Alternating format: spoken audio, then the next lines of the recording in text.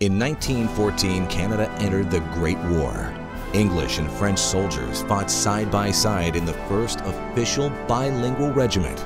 We paid tribute to the sacrifices and achievements of the Royal Montreal Regiment. In 1914, the French-Canadian population would have been about 10 generations removed from any ties with Europe, any ties with France. They didn't have any natural affinity for England, whereas 60% of those 36,000 who initially joined up were British-born. So for them, yes, it was a sense of adventure. Yes, it was a job. It was also a free trip home to go see their parents and see their family. So they also had a much closer tie.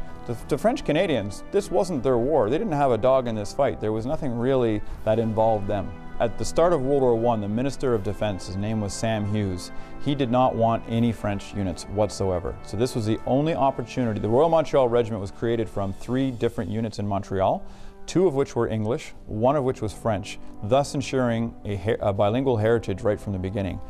One of the reasons the French Canadians needed to work together as one entity within the Royal Montreal Regiment is so they could receive instruction in a language they could understand. You can imagine how difficult it would be as a recruit to learn how it works in the military to begin with. Learn how to march, how to shoot, how to put on a uniform, how to do all the different tasks that a soldier has to do.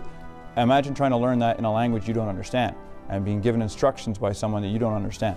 The French Canadians who served with the Royal Montreal Regiment distinguished themselves at Saint-Julien in the Second Battle of Ypres, where gas was used. They served with great honor, and they were the precursor to when Canada finally allowed a French Canadian battalion to be created, the Royal 22nd Regiment, who's also celebrating their 100th anniversary this year.